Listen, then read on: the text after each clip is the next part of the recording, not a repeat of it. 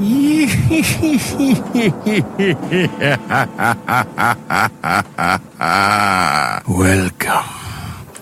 to Biff's Mystery Theater.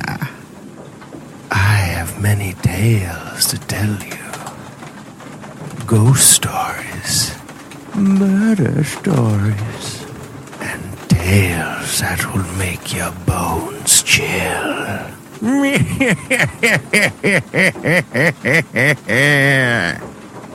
Join me, won't you? For Theater of the Mind, where you always have the best seat in the house.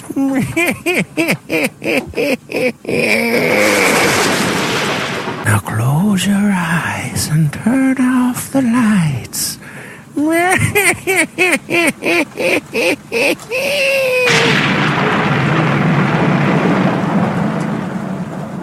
Good evening. This is Crime Classics. I am Thomas Hyland with another true story of crime. Listen. That's a chicken. She's a fat one. She's doing practically all the things a chicken can do. And besides all this cleverness, she's about to perform her primary function. She's going to be a dinner. The lady who carries the bird in her left hand is named Abby Durfee Borden, stepmother to Emma and Lizzie Borden. Mrs. Borden weighs over 200 pounds. The curved-handled axe she holds in her right hand is her favorite when she goes out amongst the chickens. Her favorite because with it she does such a neat job, which is more than I can say for the person who murdered Mrs. Borden and her husband, Mr. Borden. So tonight, my report to you on the bloody, bloody banks of Fall River. Crime Classics, a new series of true crime stories from the records and newspapers of every land, from every time. Your host each week, Mr. Thomas Hyland, connoisseur of crime, student of violence, and teller of murders. Now, once again, Mr. Thomas Hyland.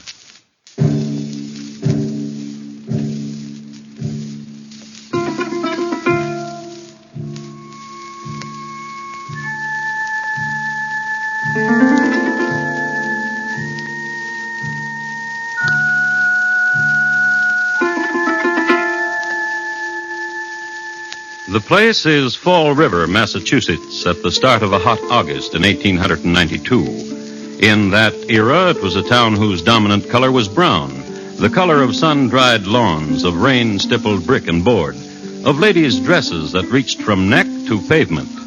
Next in popularity, as far as color went, was black.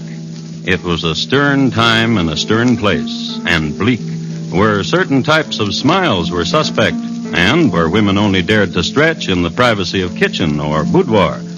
It was a time, too, when 18 was the age of marriage, and a single woman of 32 had to find surcease in this way: breaking saloons' windows, knitting, secretly tearing from the newspaper the latest picture of John L. Sullivan, also Jim Corbett, who was rumored to be more of a gentleman, or this way.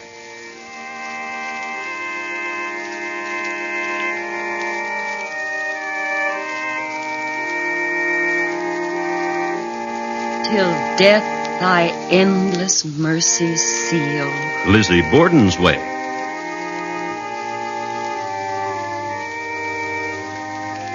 And make the sacrifice complete.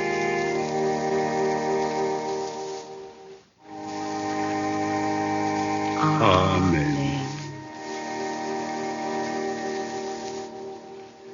There now. How did you like that hymn?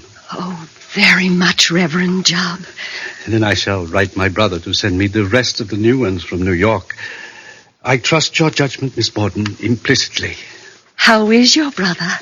Oh, he's getting married. Married? Didn't I tell you? No. No, you didn't. I'm sorry. I think, Reverend, you might have let me know in another way. Less blunt. But you don't even know my brother. I hope he'll be very happy. I'm sure you do. Reverend. Yes, Miss Lizzie? And how much longer will you grieve? Dear Miss Lizzie. Your wife is gone now for 4 years. Dear, dear Miss Lizzie. How kind is your concern.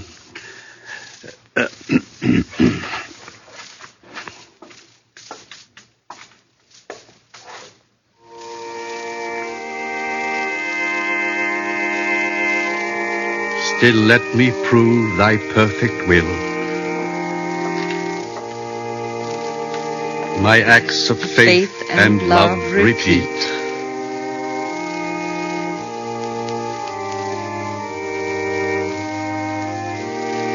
Till death thy endless mercy seal. Amen.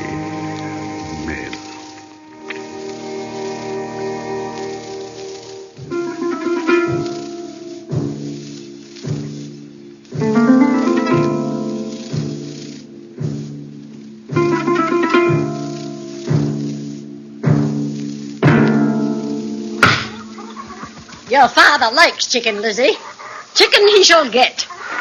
Glad you came out to the backyard. You can do something for me beside picking pears from the tree. You're just jealous because you can't eat pears, Mrs. Borden, because you break out. Where you been, Lizzie? With the Reverend Mr. Jubb. He got some new hymns from New York. Why are you laughing? Oh, if I was a true mother to you instead of a stepmother, I'd tell you right out, you're never going to get married, Lizzie.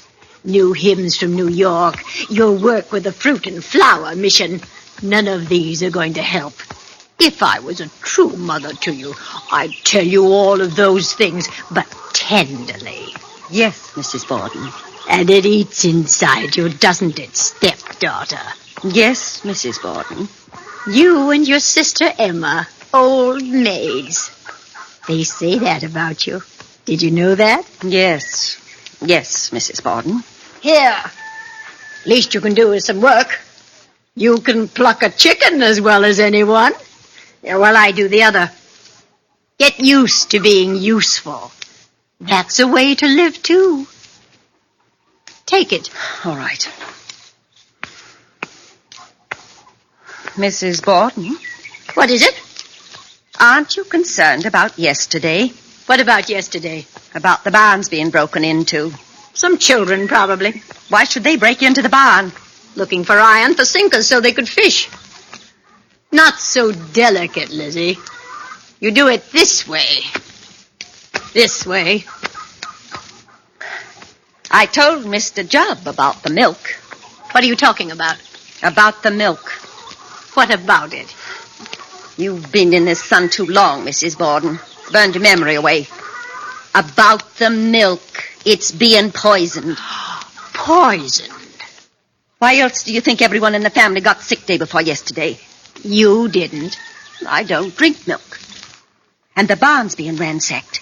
There's someone who wants to do us harm. Make your fancies, stepdaughter. Someone who hates my father. Your father said a man at the bank had cursed him. Father said he'd seen the man loitering about. Oh, now we've come to it, haven't we? What? Now we've brought the conversation around. What? Your father. Tell you something. He doesn't care for you. He doesn't care for you at all. He loves me. Not at all. What's the matter? Blood. All over my hands. Blood. Ooh. Chicken blood. It'll wash off. That's the trouble with you, Lizzie. You shudder your way through. What did you do that for? What did you smear that blood on my face for? To see how you look, Mrs. Borden.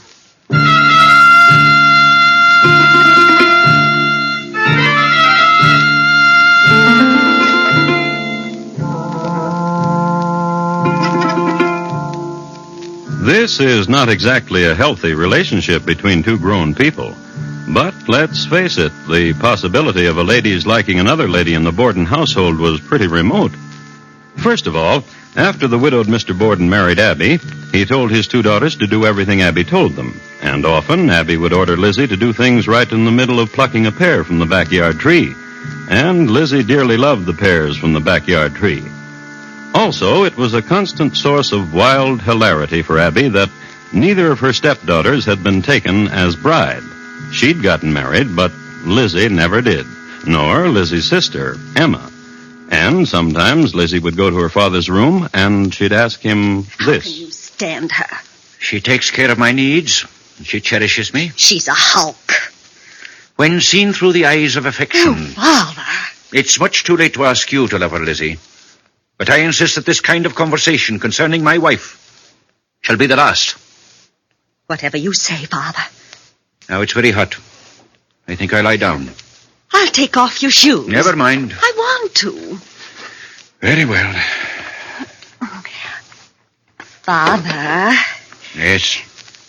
Tell me about my mother, my real mother. Oh, Lizzie, it's been so long. I've forgotten. You have not. Yes. Yes, I have. No. She was very lovely. She had brown hair. She had brown eyes, and she was slender. You used to tell me... Father. What? Why did you let her die? She had a sickness for which... You let her die. You could have saved her, and you let her die. Lizzie! And you married that hulk. I forbid you... Father, listen to me. I forbid you to speak of my wife in such a manner. Let's go away from here, Father. Away? Yes, you and I. Give that woman this house, and we'll go away. Father. You'll go away, not me. What? You speak often of quitting this house, of going to live with a friend. Do it. You can't mean it. Do it. Good night.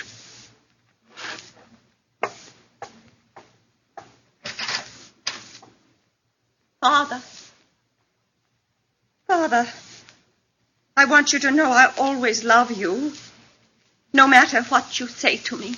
I know, and I'm sorry for you. Good night, Lizzie.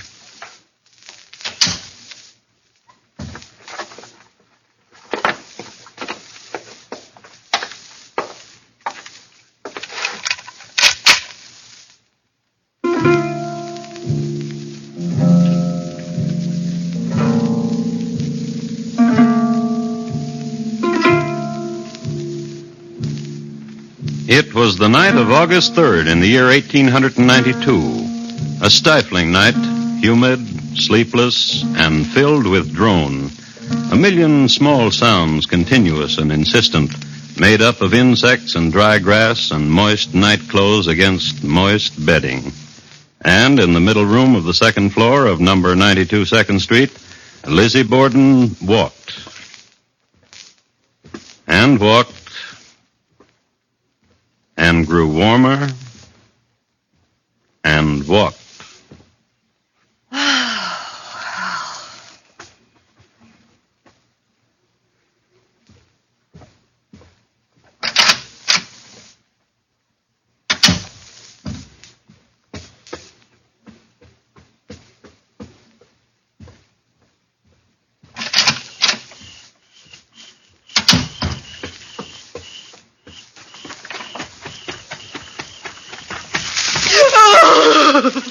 And Lizzie Borden wept. Her face pressed to the earth, she wept. And in a little while, for some reason or another, she got up and walked over to the pear tree and plucked a pear and ate it and smacked her lips, sweet with juice, at the moon. Lizzie Borden.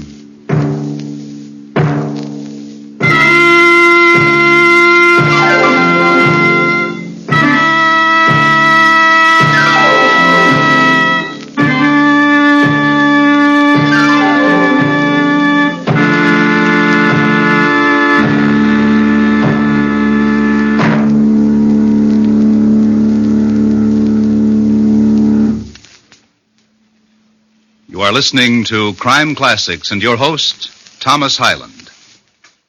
This Saturday night, CBS Radio's Gangbusters presents the story of the soda fountain pigeon. Also Saturday nights on most of these same stations, don't miss the exciting adventures of United States Marshal Matt Dillon on Gunsmoke.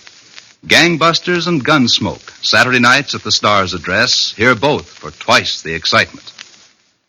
And now once again, Thomas Hyland in the second act of Crime Classics, and his report to you on the bloody, bloody banks of Fall River.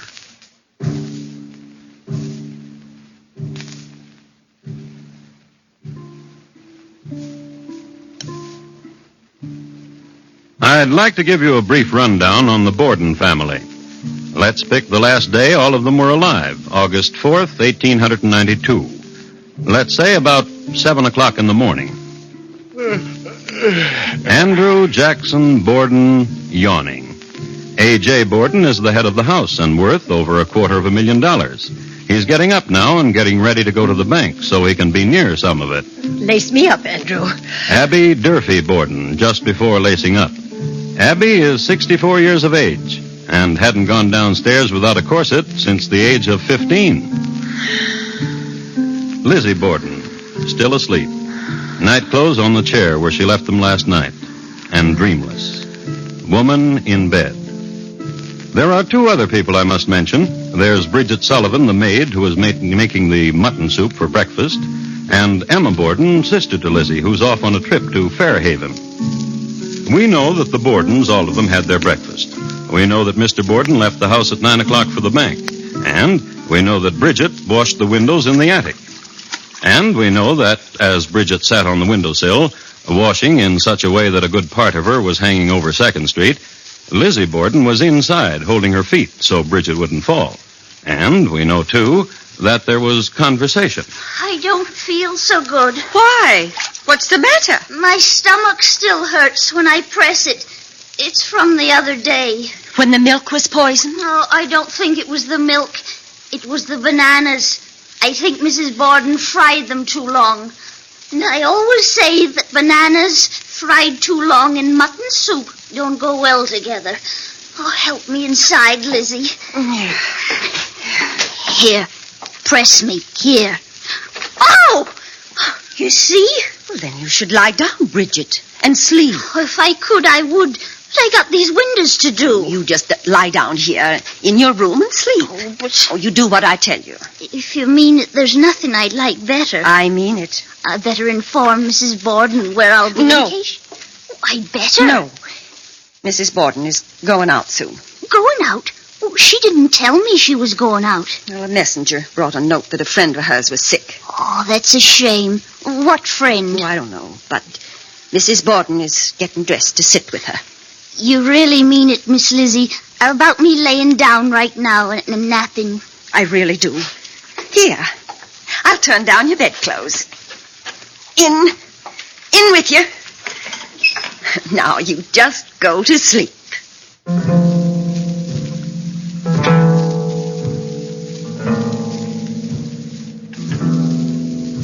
Saying that to Bridget.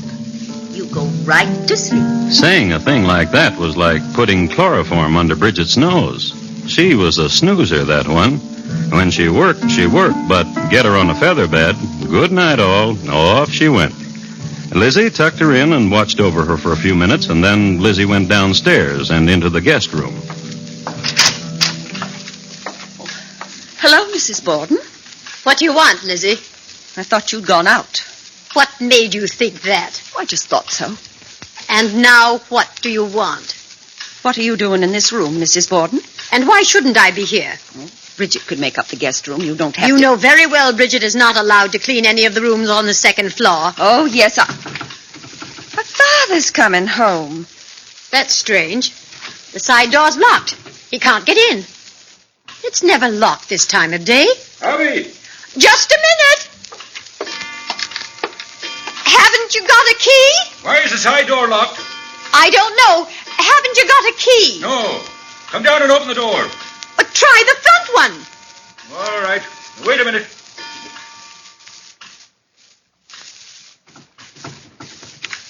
It's locked.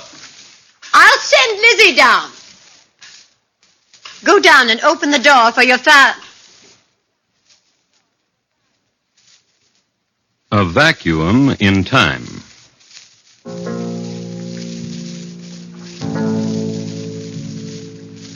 Here is where truth ends and knowledge. On August the 4th, 1892, at number 92 2nd Street in the town of Fall River, Massachusetts, the time between 10 and 11:15 a.m. is lost. Lost, that's the only word for it. Wrenched somehow out of the rest of time and lost. And started again when that happened. Bridget! Bridget! Get up! Get up! when that was spoken.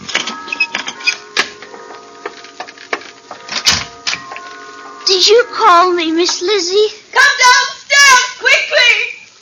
Someone came into the house and murdered Father!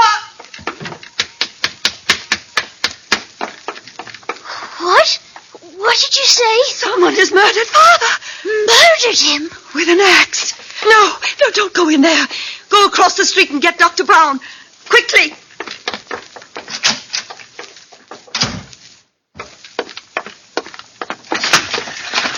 Mrs. Churchill! Mrs. Churchill! Please, come over. Someone has hit Father with an axe and killed him. Come in through the front door. It's open.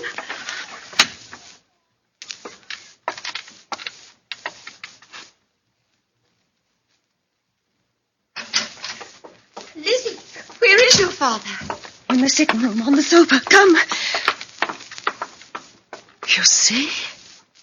Oh, you'd better call for Mr. Harrington of the police. Yes? Who's that? It's me. It's Bridget. Dr. Bowen will be over. May I say something? Of course. Mr. Harrington of the police should know about this. Perhaps Mrs. Borden should know of this first. She's not here. She's out on a sick call.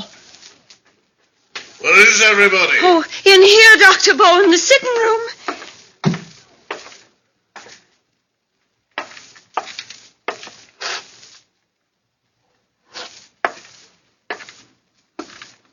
Your father is quite dead, my dear.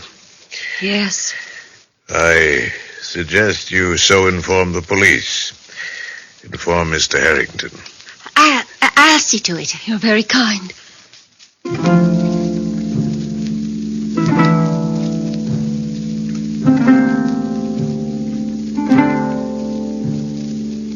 This next will be pretty hard to take, but you just have to believe it. I've got the records right here to prove it. Not only was Mr. Harrington not to be found, but there was hardly any cop at all in Fall River. At this very moment, most of them were taking part in the annual excursion of the Fall River Police Association at a shore resort at Rocky Point, which is near Providence, Rhode Island.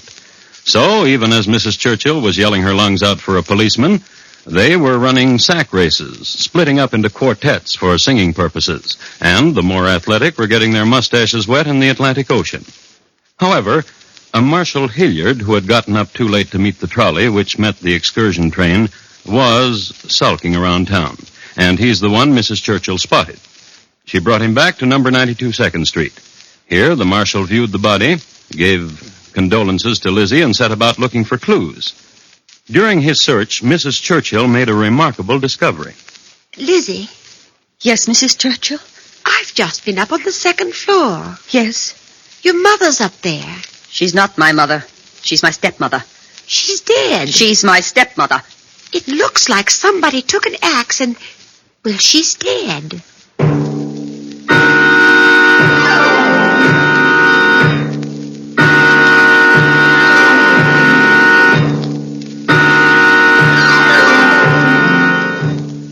It was quite a troop who went upstairs to look in on Mrs. Abby Borden. There was Lizzie and Bridget and Marshal Hilliard. Then there was Mrs. Russell and Mrs. Bowen and several other ladies who happened in off the street. Then there was Dr. Bowen, and in a little while the Reverend Mr. Jubb happened in. The latter was the kindest of all to Lizzie. Finally, toward dusk, Mr. Harrington did appear, sun-tanned and sandy and with both his striped bathing suits folded neatly in a strong brown paper. He took charge, and he asked Lizzie where her sister was. In Fairhaven, doing work for the Fruit and Flower Mission. Had her sister been there at the time her mother was murdered? She's not my mother. She's my stepmother. Very well, but where were you, Lizzie Borden? In the barn, getting a piece of iron. For what? Sinkers for my fishing. The whole morning? And in the garden. How did you happen to find your father dead? I was bringing him a pear. And the doctor? I would say your father was killed an hour and a half after your mother. What about that, Lizzie Borden? She's not my mother. She's my stepmother. Who do you think killed them then? The same man who poisoned the milk. The same man who broke into the barn. The same man who my father saw loitering. Don't you think it strange that Bridget was asleep and your sister out of town and you out in the garden, All of you out of the way for 1 hour and a half while your parents are murdered. Mrs. Borden cannot rightly be called a parent of mine. And these were the questions asked, and these the answers. Harrington asked them, the coroner asked them, the prosecuting attorney asked them. Yes, indeed, Lizzie was tried for murder, so there was a prosecuting attorney, and he asked them. These questions and a lot more. The trial lasted 13 days, and Lizzie Borden was adjudged not guilty. So, if Lizzie Borden was declared not guilty, we must assume this is the way our unknown murderer operated. Hot day on a busy street in Fall River. Murderer walking down it, carrying axe.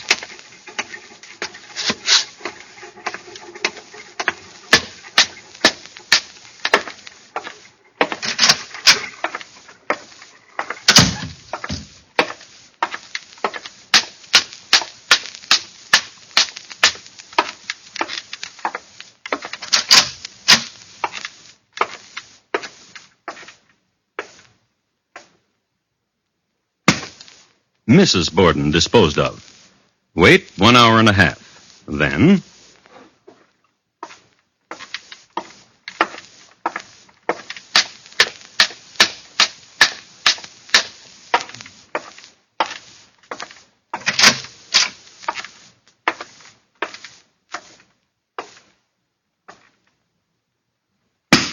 Mr. Borden. Then...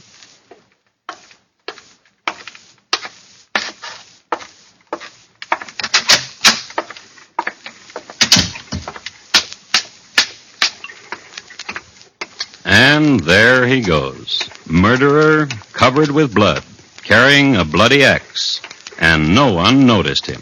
Or they'd go yelling for Mr. Harrington. No one did. So the murderer was never found. And Lizzie? She never married. She embraced other things.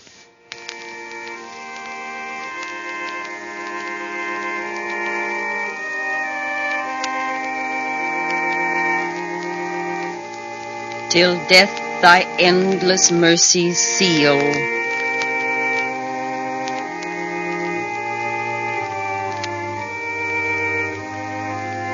And make the sacrifice complete.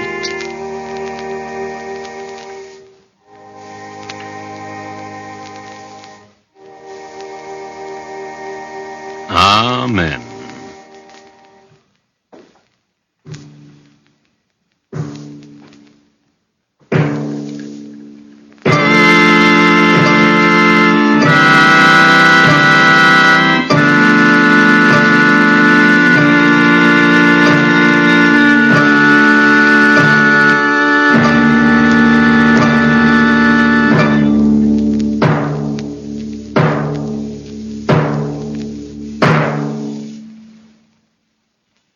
In just a moment, Thomas Hyland will tell you about our next crime classic. Fall River, tonight's crime classic, was adapted from the original court reports and newspaper accounts by Morton Fine and David Friedkin. The music was composed and conducted by Bernard Herrmann, and the program is produced and directed by Elliott Lewis. Thomas Hyland is portrayed on radio by Lou Merrill. In tonight's story, Irene Tedrow was heard as Lizzie Borden. Featured in the cast were Jeanette Nolan, Betty Harford, Sarah Selby, Herb Butterfield, William Johnstone, and Paul Freese. Bob Lamont speaking. Here again is Thomas Hyland. Next week, Rudgley, England, in the year 1855, and a brilliant young medical man whose hobby was dead people and live racehorses. My report to you will be on The Hangman and William Palmer. Who won? Thank you. Good night.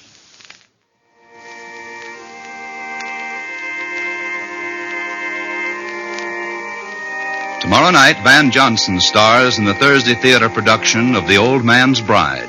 It's a modern John Alden romance with loads of surprises, as the man, sent to fetch a bride for another, learns plenty from a latter-day Priscilla with a strong mind of her own.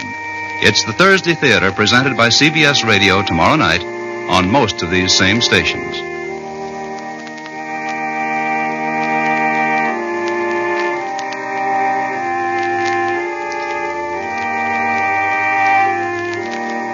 Thursday nights, Marlena Dietrich stars in Time for Love on the CBS Radio Network.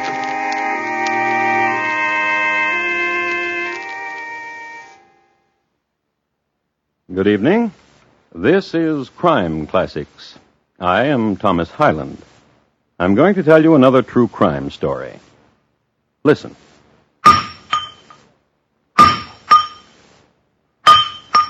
In the county of Suffolk, the willow grows green, and there was once a smithy. His name was Edmund Thrower. He was a powerful man who could make the anvil shudder and spring sparks into shadows cast by the willow. He made horseshoes. He mended scullery ware. He made hammers to drive nails, to mend shoes, to bludgeon people to death. And tonight, my report to you on the dread events surrounding Mr. Thrower's hammer.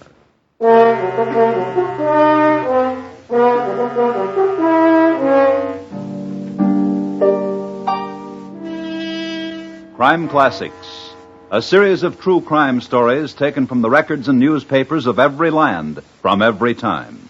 Your host each week, Mr. Thomas Hyland, connoisseur of crime, student of violence, teller of murders. Now, once again, Thomas Hyland.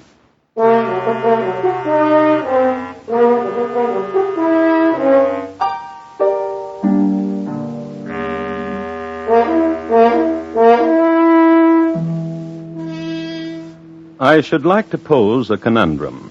Of course, I already know its answer, but it took history 11 years to solve it. But was this puzzle solved? Well, perhaps. It has some interesting ingredients. A man hung for stealing a heifer, a gypsy, a chap who cut ling for a living, a young woman dead across a gooseberry bush, and the mending of a shoe on a wet day. Now, was ever a puzzle so tweaking? It happened in 1793, and there are two versions as to how it started. Version 1. Scene, Shotford Heath in Weybread, Suffolk, and a man is driving sheep to town. Oh, no. Enough of cud, beastie. On to town with us, come on. Oh! Oh! Rest your flock a while, shepherd. We've some ruby red wine. Aye, wine would be clever. Tilt the skin for him, gypsy. Give the shepherd a drink. Aye.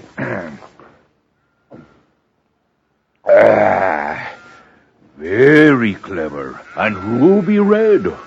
To whom be I beholden? I be Gypsy Dick. I am John Head. Thank ye. I be Edmund Thrower. They call me friend here Gypsy because he does things gypsy-like. He touches the winds and says who will die in the next town. He looks at the hand of a man and tells whatever. Truth? Gypsy Dick will show you. Oh, I have no money. No silver from the palm of a shepherd. Give me your hand. Willow, willow, shining dim, hang down your little cattykin. Well? John Head, you see what I see in the shepherd's palm? Look here. 10 pounds in golden coins for the future. Then it shall be. There, shepherd Thrower. 10 pounds in your palm, like the gypsy said. Thank ye. Gypsy. Aye. What else do you see? Before you covered his palm with gold, I saw the shepherd waiting here while we went into yon house. For 10 pounds? That be all you want me to do? Aye, and give the alarm if you see anyone coming. You be thieves. Especially if you see a constable coming, give the alarm. And the 10 pound be mine? Indeed. Oh, I will scream my lungs out if anyone approaches. I could see it in your palm. Come, John Head. Aye. The lass there, leaning over the gooseberry bush. The hammer, John Head. Aye. Quietly. Aye.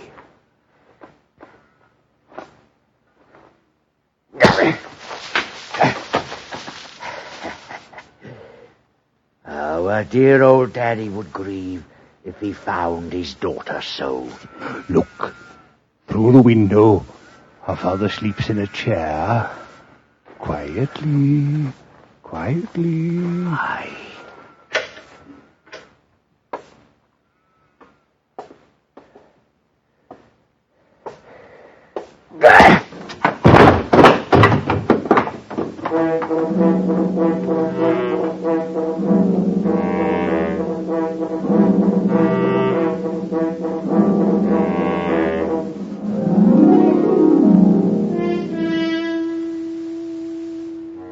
A father and his daughter were just bludgeoned to death.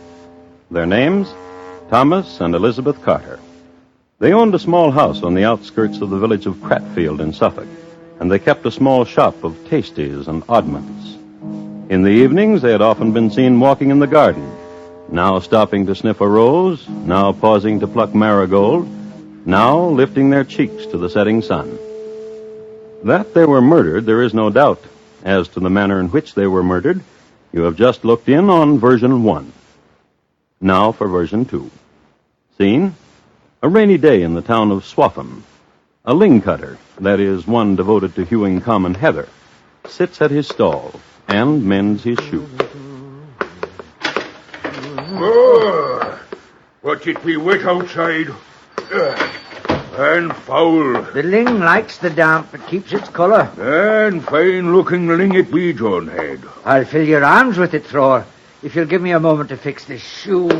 The pox on this hammer. Listen, John Head. Fix the sole of your shoe, but do not sell me ling. I look for lodgings. For the night or for the while? Oh, ruddy hammer. Yeah, you be using broken hammer to mend shoe. 'Tis the only hammer I have. I will make you a trade, John Head. How? I have a hammer here in my kit. This hammer. Oh, 'tis a hammer indeed. A trade. The hammer for the lodging. A trade? And it be a special hammer. You know it? Special? Aye. With this same hammer, I beat in the head of one Mr. Carter. And his daughter, too. Oh, and that would make it a special hammer indeed. They were poke noses. What? Mr. Carter and his daughter, they poked their long noses into what did not concern them. Aye, and for that you hammered them, eh? For that, indeed. You will notice I am not with my wife. The Mr. Carter and his daughter spoke to my wife and told her to go off with someone else, and my wife did. 'Tis a real cruelty. Will you want the same room, Mr. Thrower?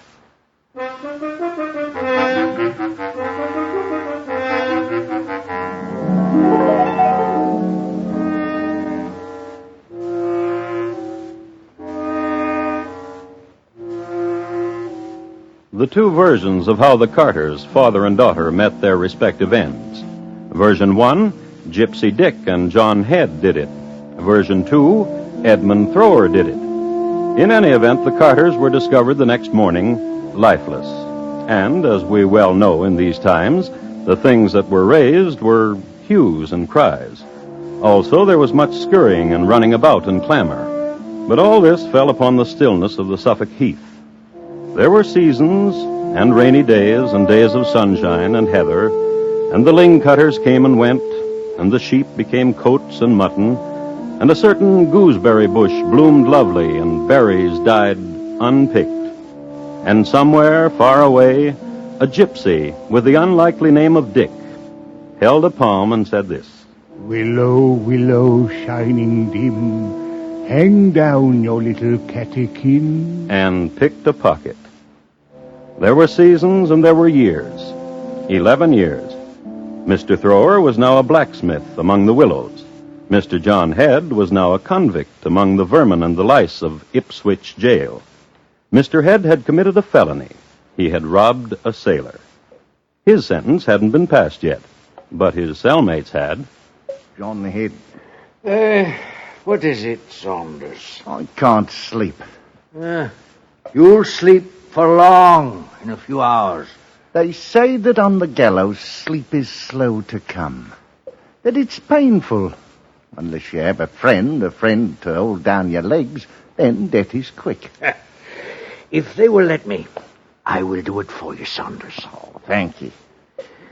Seems to me... What? Cruel. Death. What I did was cruel. To steal a heifer is cruel and deserves death. I knew it when I stole it. And you'll die, too.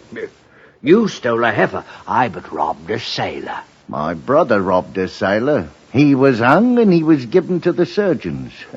You'll die. 'Tis odd. What? Once before there was a time like this.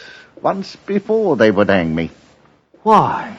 Long ago, 10 years or so, 11, they took me from a public house where I'd laid drunk and told me I'd killed a man and his daughter, that I'd knocked their heads in with a hammer. About 11 years ago? But then I was let free. They decided I didn't do it. And where was this? In Cratfield in Suffolk. And the name of the man? And the name of the daughter? Oh, I can't remember. Nor I. Carter! Carter? 'Twas the name. How did you know? Carter!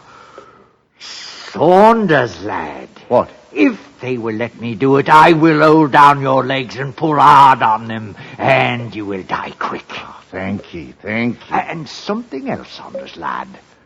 The gibbet here at Ipswich will not get me for a long time yet. I don't die, not soon, Saunders, lad.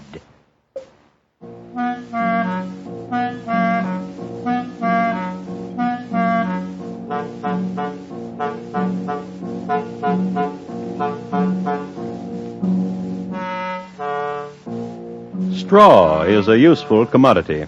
Under various conditions, it is used for sleeping upon, for making bricks, for making hats, handbags, baskets, and in single units, it is excellent for breaking a camel's back.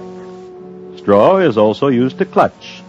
It was this latter proclivity that John Head utilized. A straw, a chance to get out of there. So, this is what he did. Jailer!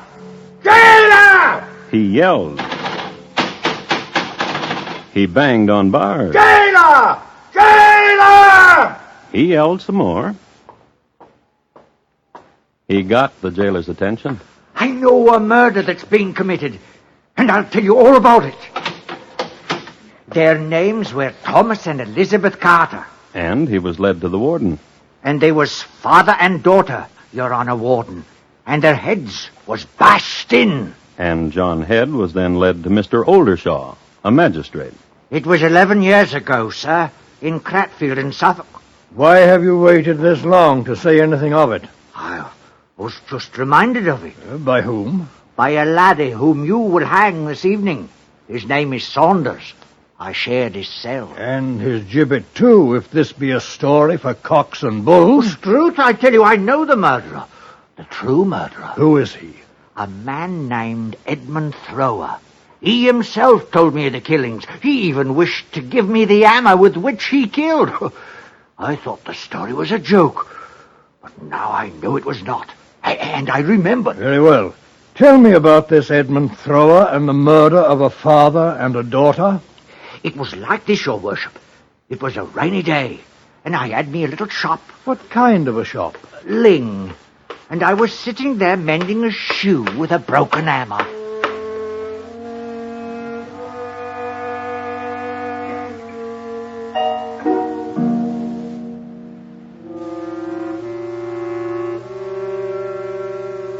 And John Head proceeded to tell the magistrate version 2 of the double murder. You remember the one where Thrower offered Head a hammer, the very one he confessed with which he had committed the crime? The result of John Head's story, he was not hanged, and a search was begun for Edmund Thrower. Now that's really making the most out of straws, isn't it?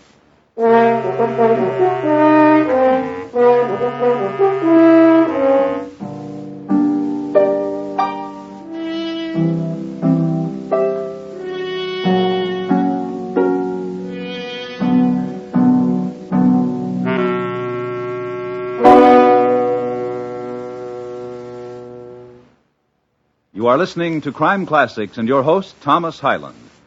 I guess we can all relax now. Since Arthur Godfrey told the nation he was going away for some surgery, the phone operators have been busy trying to answer the questions about when he'll be back. Things are normal now, though. It's August, and Arthur's back on his Monday through Friday daytime show and on the Talent Scouts Monday evenings. Most of these same CBS radio stations bring you Godfrey, so be listening for him next time round.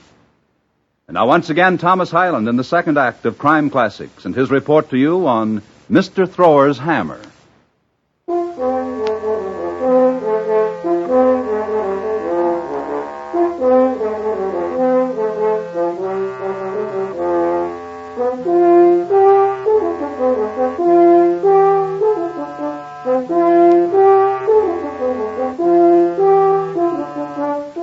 England in 1804.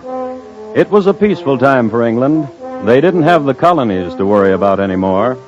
And on the boards of the theaters, a play called Heels Up was all the rage.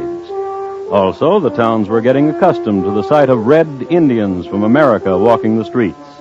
And it was the year when Lady Gwen Fitzmorue rode to hounds one day and showed up a week later in Paris, thereby rocking the world from the Bay of Fundy to the Mediterranean. Too, it was during the reign of King George. And for the most part, except for losing the colonies, George's reign was acceptable. Generally speaking, a pleasant time in England. In Suffolk now, however, there was a stir. Something about a double murder committed 11 years before. Memories and records were tapped, and sure enough, on a spring day in the year of 1793, Mr. Thomas Carter and his daughter Elizabeth had been hammered to death.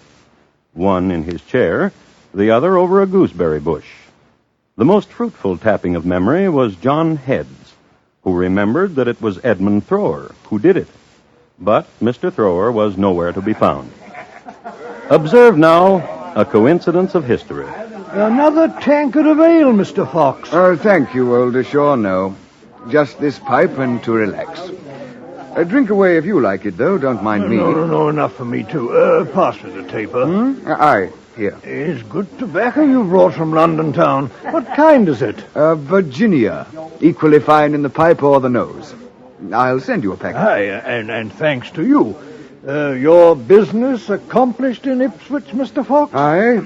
A matter of a legacy. Some lucky people have legacies. Would that you would deliver me one. And what would you do, Oldershaw? Take a frigate to America. You've been to America, have you not, Mr. Fox? Aye. Is it true about Kentucky, Mr. Fox? I would not know. I never got out of Virginia.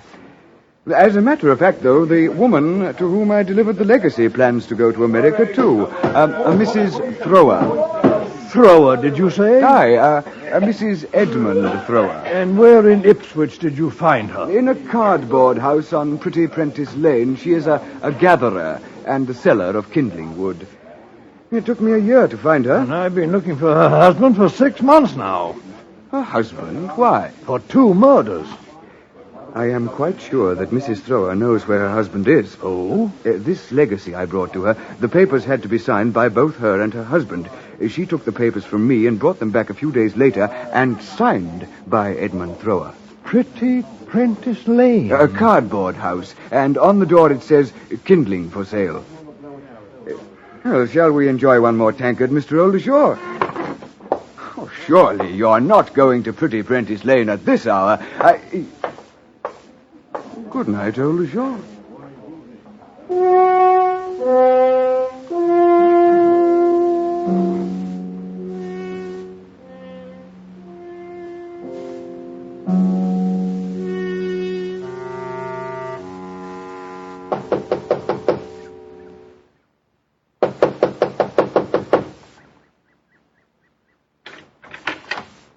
Hello, mister. I'm of the police. What you want? Are you Mrs. Edmund Thrower? I be. Where's your husband? What you want to know for? There's a crime I was told he did. Ooh. A terrible crime. Of what manner? Murder. To whom? A Mr. Thomas Carter and... Elizabeth? That's right. Oh. What's the matter?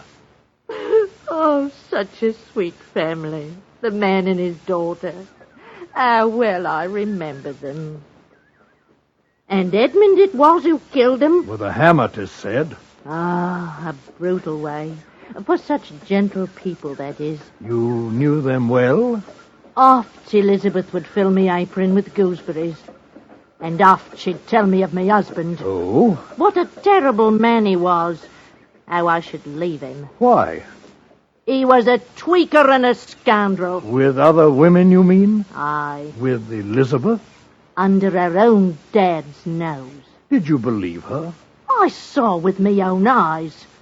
Mr. Carter and myself, we hid and we watched. And one day Edmund drove his sheep by and stopped into the house of the Carters. Oh, he was a tweaker. I left him. Did he try to find you to bring you back? He told all of Suffolk how he wanted me back. How he missed me. And me tripe pudding. And the sweetness I was. And he found me. But I likes me freedom. I said... What? Edmund, tweaker, I likes me freedom. And it's plain to see you know what to do with yours, so let's keep it that way. Mister, you know what he did? What?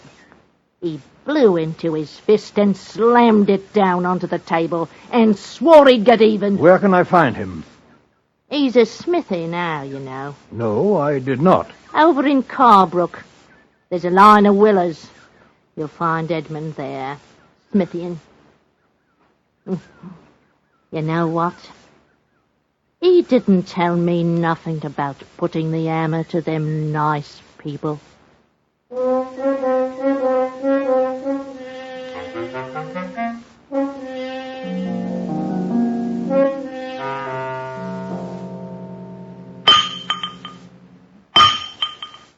Edmund Thrower? Yes? I am a magistrate of the law. You will come with me.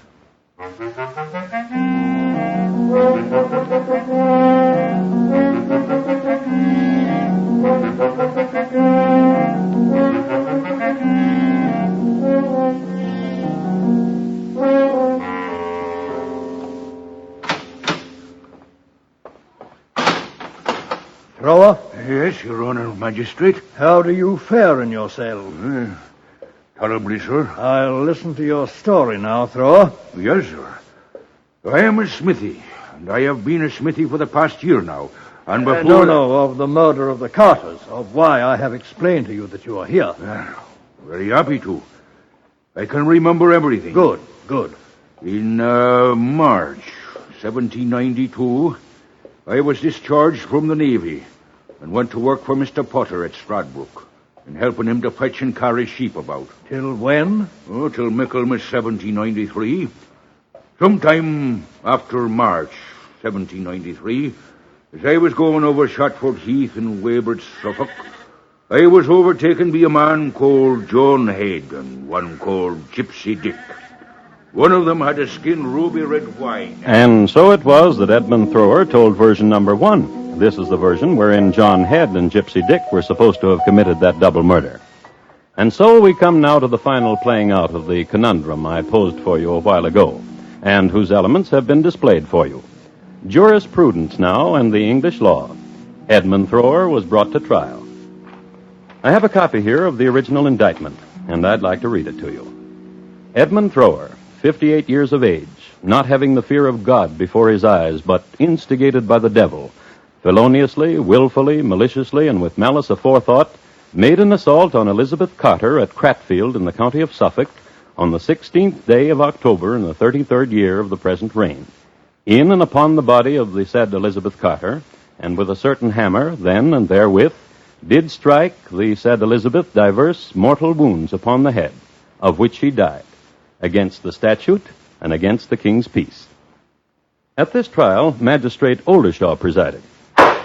Edmund Thrower, how do you plead? Not guilty.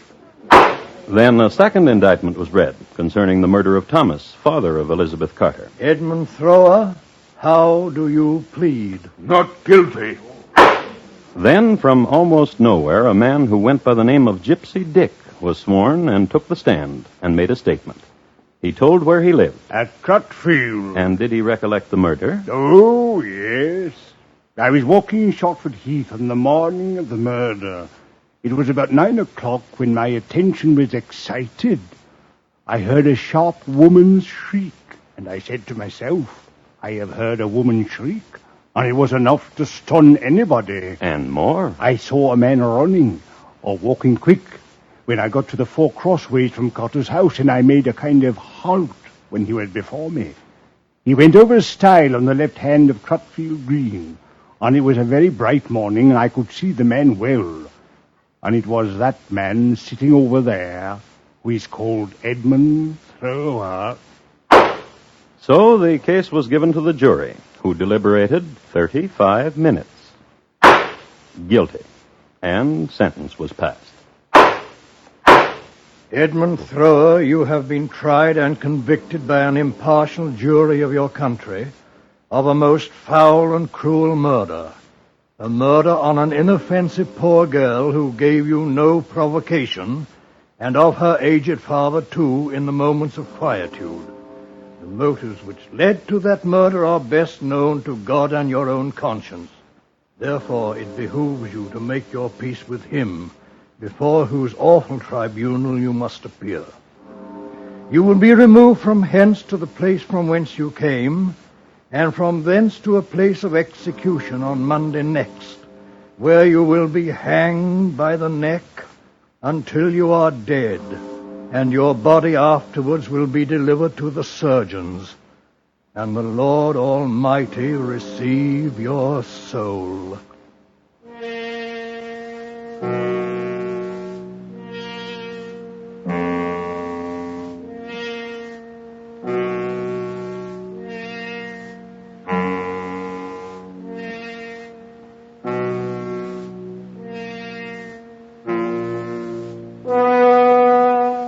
It took history 11 years to solve the puzzle, but was it solved?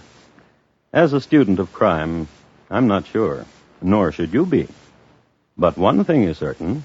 In the county of Suffolk, the willow grows green, and from one of them, there hung a smithy.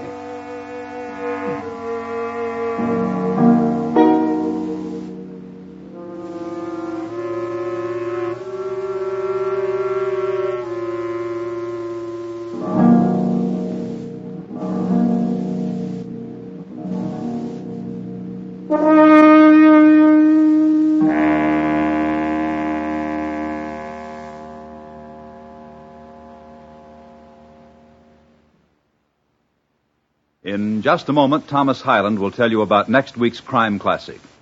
Mr. Thrower's Hammer, tonight's crime classic, was adapted from the original court reports and newspaper accounts by Morton Fine and David Friedkin. The music was composed and conducted by Bernard Herrmann, and the program is produced and directed by Elliott Lewis. Thomas Hyland is portrayed on radio by Lou Merrill. In tonight's story, William Johnstone was heard as Mr. Thrower. Featured in the cast were Eric Snowden, Jay Novello, Joseph Kearns, Paula Winslow, Tudor Owen, and Alistair Duncan. Bob Lamont speaking. Here again is Thomas Hyland. Next week, a certain house in the Heidelberg Township in Pennsylvania. Since 1795, the tenants of that house have been unable to remove the blood from the floorboards. My report to you will be on the Axe and the Drute family, how they fared. Thank you. Good night. In the wide open spaces east of Hollywood, some people forget that there's a university where men actually study in Hollywood. Later this evening on CBS Radio, you'll meet screen star Joseph Cotton as one of them, a professor who meets an intriguing young woman on a bus and begins to learn from her. It's a charming tale entitled Romance to a Degree, so be listening for it when, on most of these same stations later this evening, the Lux Summer Theater stars Joseph Cotton. Stay tuned now for Arthur Godfrey's Talent Scouts, which follows immediately over most of these same stations.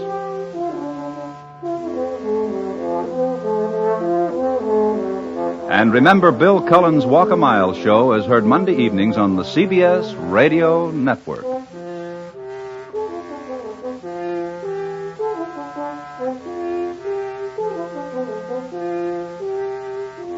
Good evening. This is Crime Classics. I am Thomas Hyland with another true story of crime. Listen.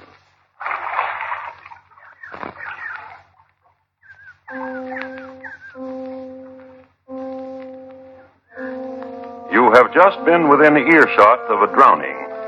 Not such a drowning as will cause shouts of alarm throughout the world, nor even a headline. Just tears, quiet remorse. For the lady who is weeping just drowned her doll, and a part of her life, and a part of her reason. She'll go on from here to people. She'll go on from here to kill by poison. So tonight, my report to you on the torment of Henrietta Robinson and why she killed. Crime Classics. A new series of true crime stories from the records and newspapers of every land, from every time. Your host each week, Mr. Thomas Hyland, connoisseur of crime, student of violence, and teller of murders. Once again, Mr. Thomas Hyland.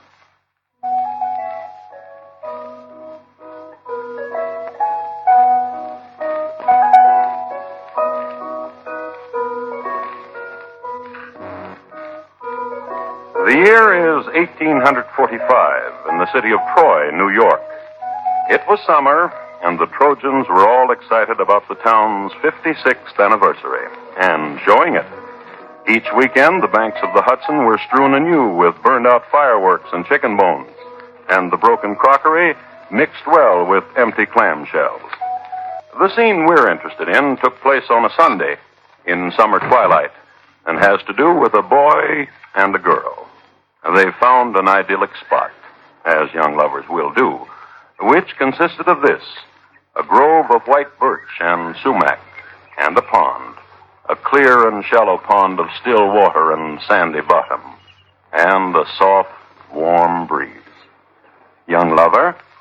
Just sit as you are, Henrietta. Young lover. Like this? Oh, happy time, gentle time. So I can remember how beautiful you are.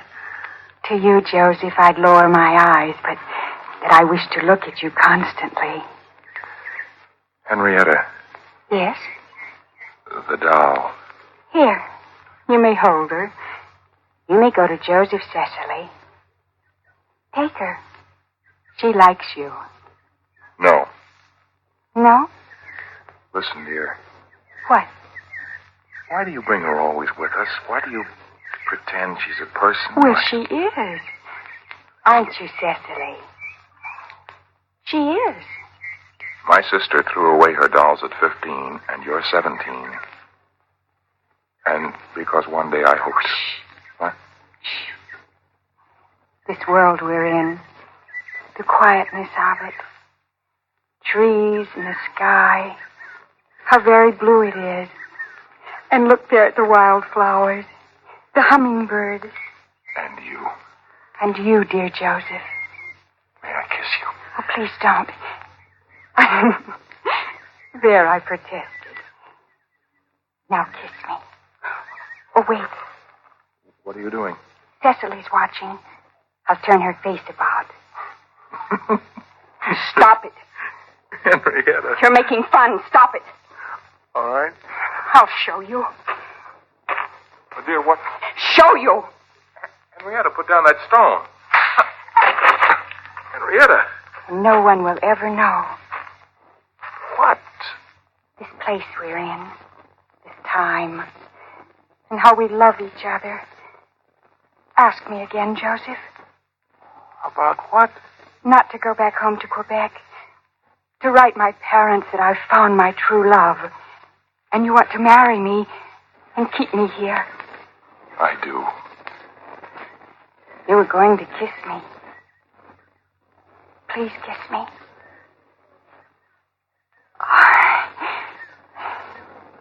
Cecily didn't watch.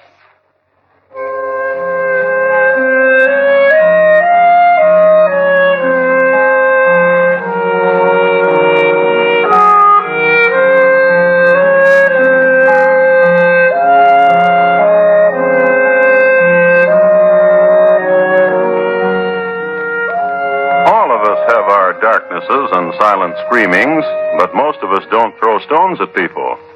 Henrietta Robinson did, and she treated her doll like it was a person. But outside of that, Henrietta was quite a successful girl of 17. Her small, quick angers were rare intervals between serenities and sweetnesses. She was beautiful and fairly formed, and possessed of a background of elegance and wealth. Her parents in Quebec had realized a considerable fortune from a fox trap, much used in the Hudson's Bay area. When Henrietta's mother received a letter from Troy, New York, which stated that her daughter was deeply in love, she summoned her husband immediately from his fox traps and held family council, a result of which Henrietta was summoned home from her school in the United States. And as soon as she entered the house, a scene was made. I will not have it. I will not have it.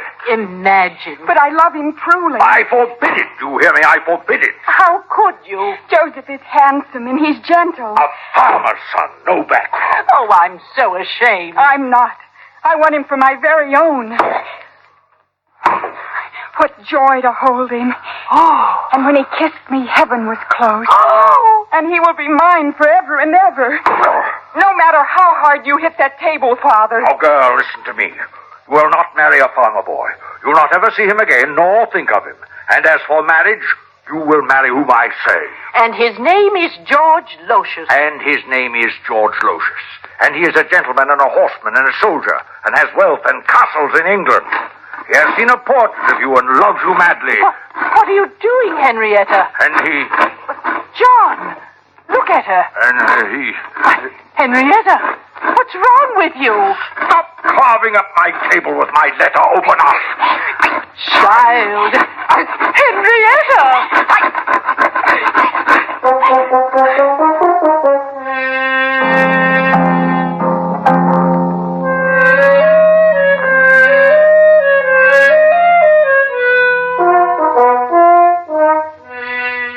She ruined a fine Regency table, her father's favorite for pounding.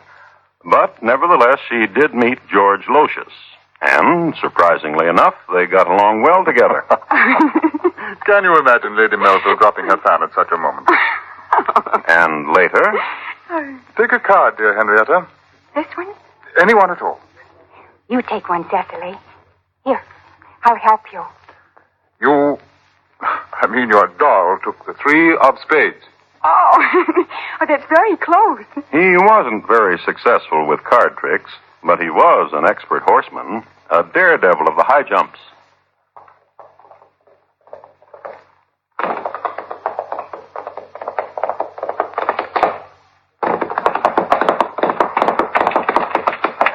Oh, it's exciting watching you, George. Isn't it, Cecily? Give us your hand.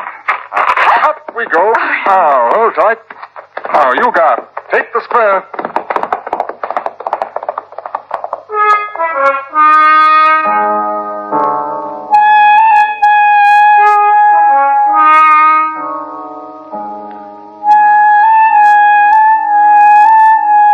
And one night, in a place young people always seem to find, beneath a maple tree whose leaves shone silver under the first autumn moon. I believe Cecily likes me, Henrietta. Oh, she does. And you? Cecily wouldn't like you unless I did. Henrietta, I've loved you since the moment I saw your portrait. What are you doing? You'll want to kiss me, won't you? I'm turning Cecily's head away. Oh. Now you may kiss me. Dear Henrietta. I said, dear Henrietta. Daddy wants me to marry you. Will you? And Mother wants me to marry you. Will you? Well? Let's marry him, Cecily.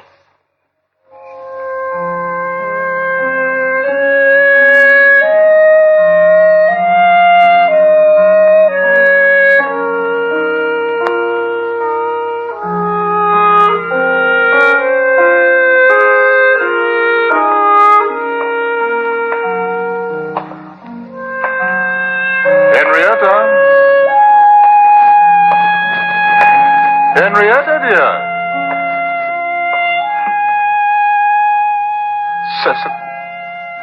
Henrietta! Where are you hiding, Henrietta?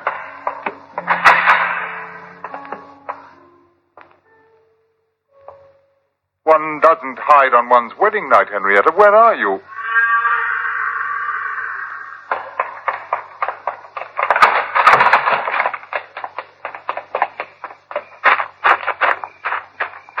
Henrietta!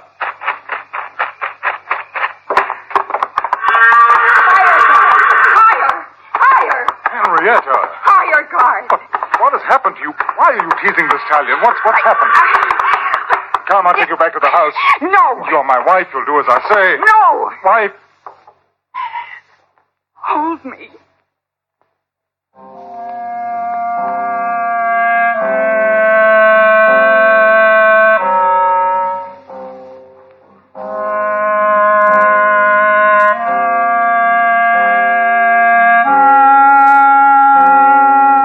It was the beginning of October when they set off for George's home in Europe. They booked passage on a steamer out of New York, and to get there, they stopped overnight at Troy. I must do some last-minute shopping, George. But why are you taking Cecily? Cecily always liked Troy. And the two of them, Henrietta and her doll Cecily, instead of shopping, went down to a place which consisted of this: a grove of white birch and sumac, almost leafless now, and a pond of water growing cold. A place dying the season's death, but remembered for the time when young lovers sat in summer. And one was called Henrietta, and the other... Joseph. Joseph. Gone are you, Joseph? Where are you? Are you dead? Are you dead, Joseph? And cold? Go to him, Cecily, and warm him.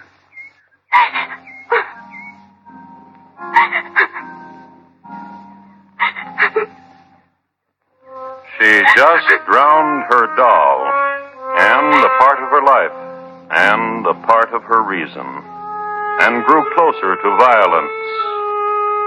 Closer.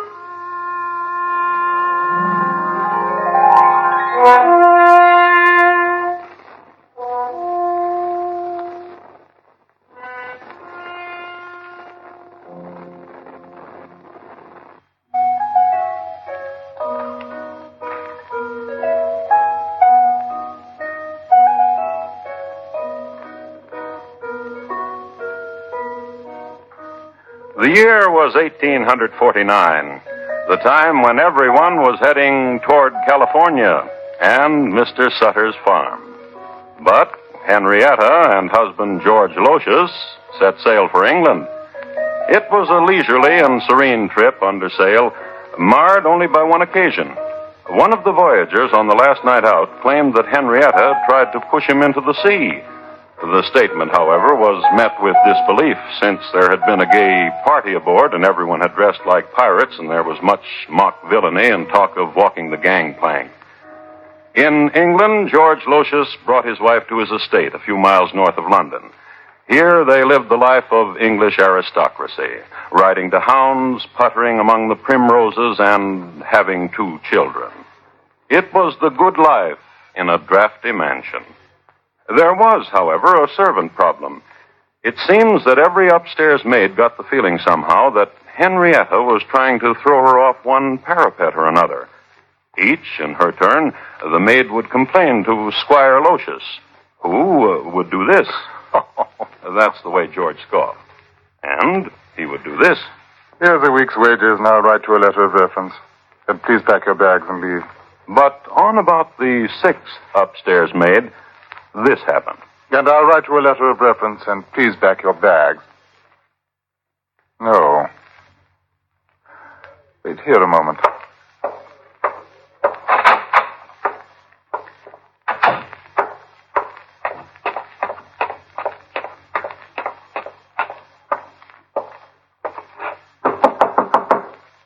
Yes? May I come in, Henrietta? Just a minute. Now you may come in. I want to talk to you, Henrietta. Do you like this gown, George? It came from Paris this morning. I never like you in black. You know that. Why are you always wearing black these days? And why... Why what? Why have you taken to wearing that heavy black veil when you go about? You know. No. No, I don't. Of course you do. To confuse them. Oh, now, Henrietta. Is that what you wanted to talk with me about, George? Hester said you tried to push her off the east parapet. Oh? She said she was shaking the mop and you came up behind her and pushed her. Wouldn't you? What are you talking about? She's one of the people, George. Oh, now, for heaven's sake, what are you... Oh, it's entirely a matter of self-preservation. She was put here to get rid of me. Hester, to get rid of you? One of the people. Come to the window with me, George. See there? What? Oh, don't pretend. What am I supposed to see? It's useless to talk with you. But what am I supposed to see? Simply what's there out in the garden. The faces. Oh, for heaven's sake. And something else I'll show you, too. This. A pistol? Really, now? When did you buy a pistol? If they should try to come close to me... Henrietta! In the name of...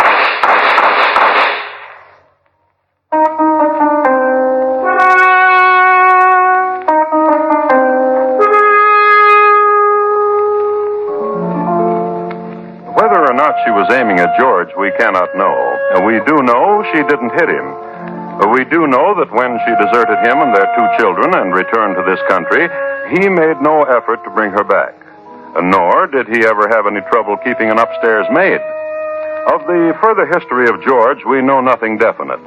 We can assume he brought up his children to be every inch as good an Englishman as he, and as good horsemen, and probably much better at card tricks, and undoubtedly more finicky about wives. Henrietta went directly to Troy, New York, and of her stay here, I'd like to quote a bit from a newspaper of the day.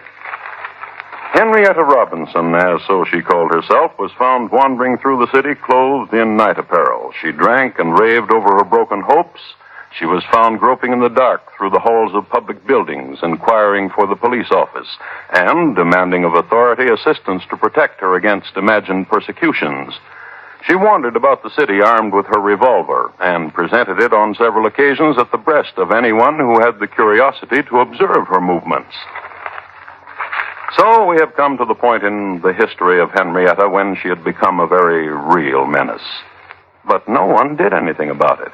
They let her roam and wander and grope and present her revolver, and one day she was no longer young. And one dusk in the springtime she wandered down to a certain pond, which was surrounded by birch and sumac. And there was a youth there. Hello. Oh, good evening. Isn't this a lovely place? Yes. Yes, it is. I stumbled upon it. Is your name Joseph? Why, no. Sit with me. I'd like to. Do you, come here often? Whenever I can. Why? To sit here. To look into the pond. Why? I try to remember why. I always try to remember. There's something...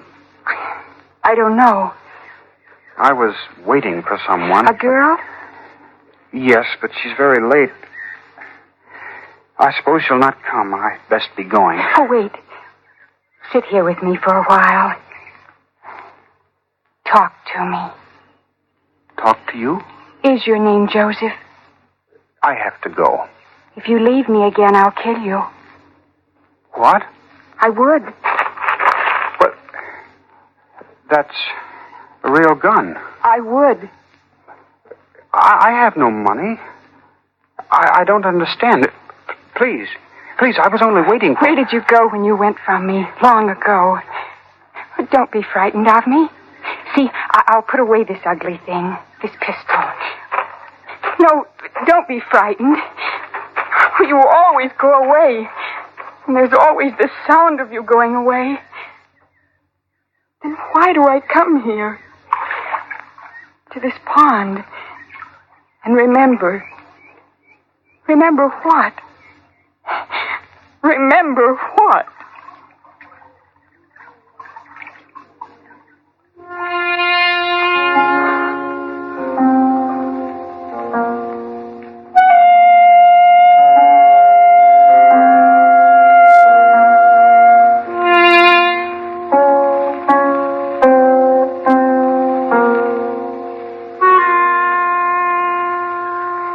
Dum, dum, dum, dum, dum, dum, dum. And that's all you get. Buy me a drink.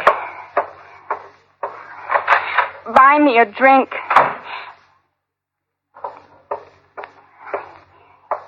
Kitty, you've had enough. I know. But you're a friend of mine, and you're also the barmaid here. And you have no money. No. Kitty. No drink. Lend me $2. I don't have it. Then I'll lend you some. 100. You ought to go home. Please, Kitty. A drink. Kitty. Hey, Henrietta. I was asking Kitty to buy me a drink. Tell her how good my credit is, Mr. Lanigan. You ought to go home. Your barmaid thinks my credit's no good. Tell her how good it is. Here in my place, you got no credit. Dance with me, Mr. Lanigan. Hmm? Oh, come on. Dance with me. Oh, get away from me. Oh, you won't. That fella there just came in, Will. Young man. Well, now, sister. Young man, will you dance with me? And having danced with me, will you buy me a drink? Dance to what? Dum, dum, dum, dum, dum, dum. That. Well? Well, sure, I'll dance with you. Oh. Dum, dum, dum, dum, dum, dum, dum. Oh. Oh. There, young man. Did you enjoy your dance? Then buy me a drink. What's your pleasure? Oh, Kitty. Gin. Oh. Gin's my pleasure. Well, drink away. Oh.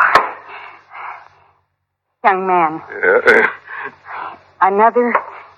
Well, sure. Hey, Lanigan, where are you going with that gin bottle? She can't have no more. Young man, tell him. Lanigan's saloon, sister. He says what goes. I danced with you. You got your gin? Get out of here, Henrietta. What a way to talk. I take her home, Mr. Lanigan. Just get her out of here. Come on, Henrietta. Don't touch me. Don't touch me. I told you to get out of here. Now I want you out of here. Outside. Out. Let go of me. Stop it. Down.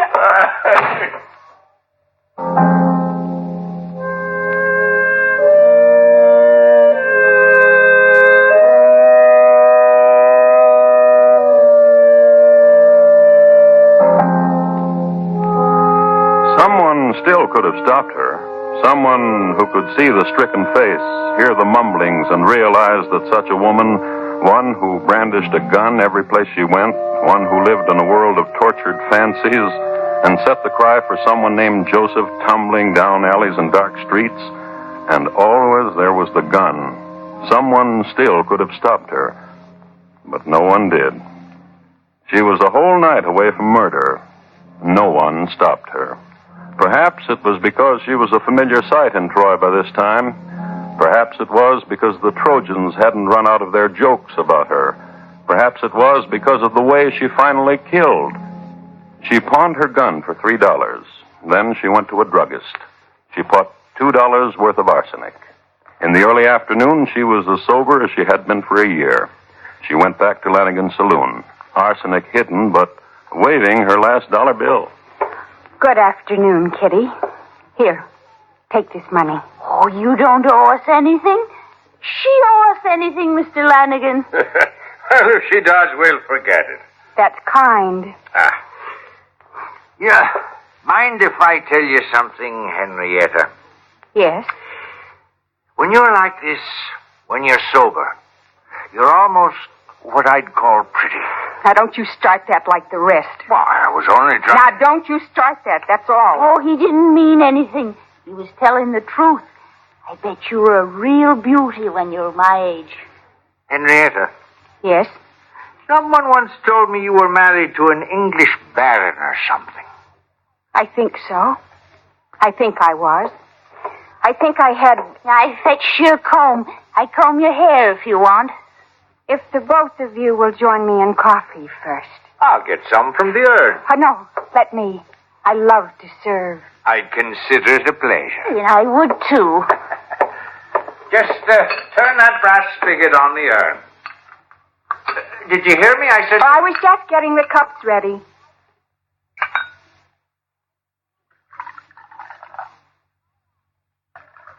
Do you wish them sweetened? No. Nor I.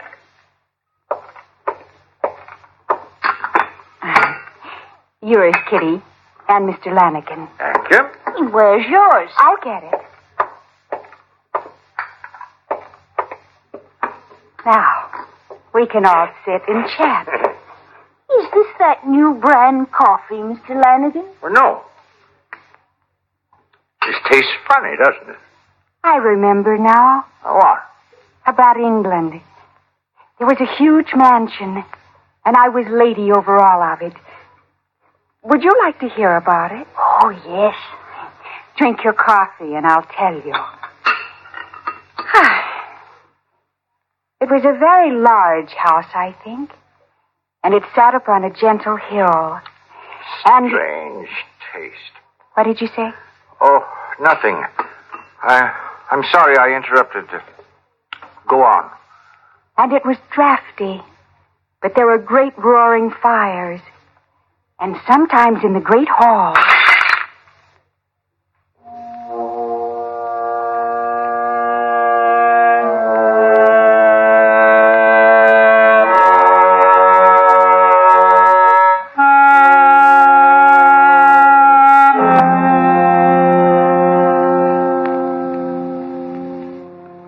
Kitty, the barmaid, died from arsenic poisoning that night.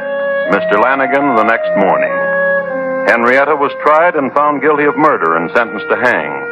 There were murmurings, however, and talk of insanity, and one bright young lawyer made a plea based on the responsibility of society toward a tormented woman. On the basis of this plea, Henrietta was not hanged. They put her in prison where she sat for the rest of her life behind bars and a black veil. And this is the story of the world and Henrietta Robinson.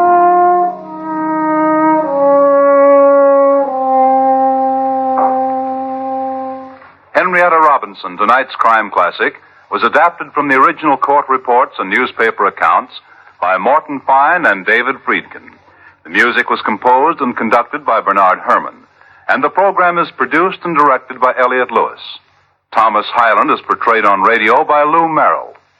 In tonight's story, Sammy Hill was heard as Henrietta. Featured in the cast were Betty Harford, Joseph Kearns, Sam Edwards, Lamont Johnson, Paula Winslow, and Ben Wright. Bob Lamont speaking.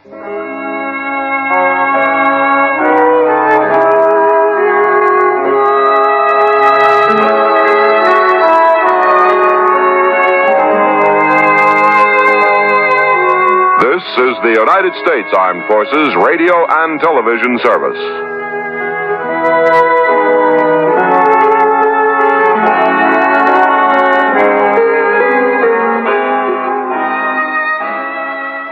Good evening. This is Crime Classics. I am Thomas Hyland with another true story of crime. Listen. William Palmer always did that when he walked past the tombstones in Rugeley Cemetery. He ran his walking cane across the closely spaced tombstones as if they were a picket fence. And he whistled a jaunty tune as if he didn't have a murder in his heart. It might concern you a little that the tombstones are so near to one another. Well, it so happened that the path William Palmer took was through a section dubbed the popular section, a segment devoted to the turning into dust of folk in the lowest income bracket. William Palmer's using this path because it's a shortcut. He's anxious to see his sweetheart. He carries candy for her and poison for her husband. Thoughtful man. So tonight, my report to you on the Hangman and William Palmer. Who won? Crime Classics. A new series of true crime stories from the records and newspapers of every land from every time. Your host each week, Mr. Thomas Hyland, connoisseur of crime, student of violence, teller of murders. Now, once again, Mr. Thomas Hyland.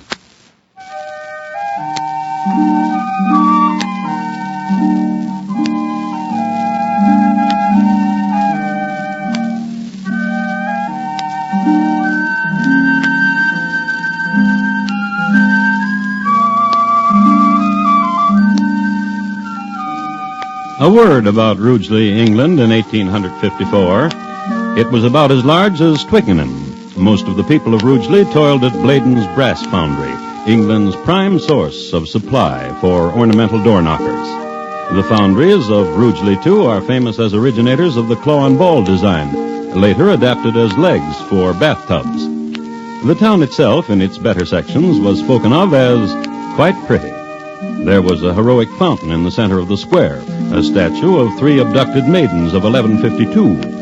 And to this fountain of a forenoon would come the wives of the town to nudge each other and gossip. Down the street from it, the town hall, and around the corner from the town hall, the home of Mrs. Katie Abley and her husband George. Mr. Abley is in bed waiting for his lunch, and Katie is waiting for that. William. And for that. And you brought me candy. £5. Oh, cool. Where is he? Oh, he's a bed doctor. How does he feel? Moist. Did you give him the medicine? I did. And no sooner than it went down him that he sat up with a start, looked about him and lay down again. From then on, he slept fitfully. Katie. Oh, now don't you dare, Doctor. No. Listen, Katie.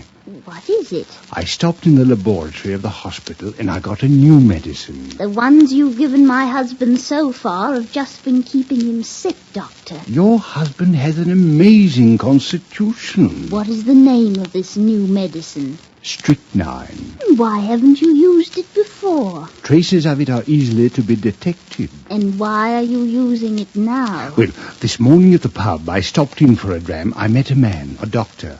He's 80 years old and has newly come to Rugeley. He wants so much to make friends. And Katie? Yes? He has the authority to sign birth certificates. And if someone should die? He has the authority to sign death certificates. Doctor? Yes? I've got some piping hot broth.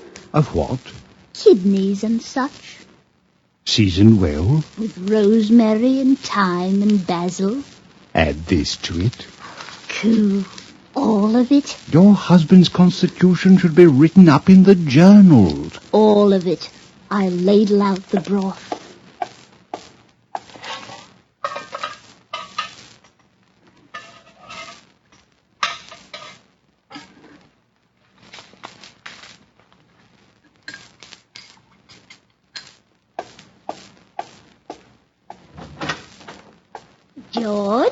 George, I brought you some nice broth. Here, now you let me spoon it for you. That's a nice boy. Eat up all the kidney broth.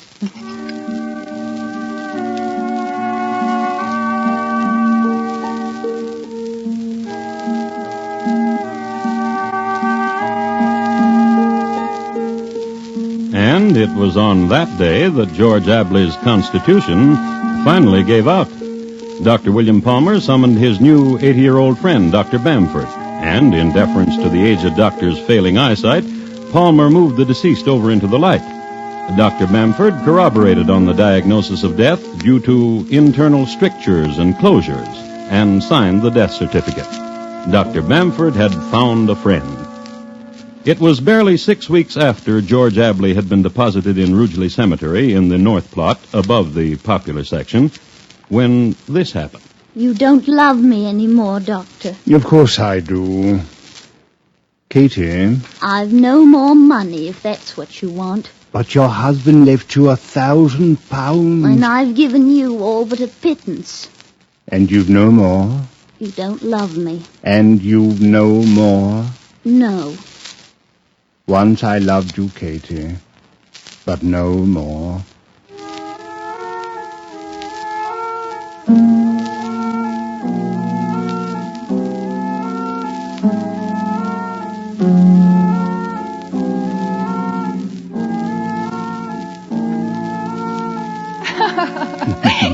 Do I amuse you, Miss Brooks? Oh, you're very witty, Doctor.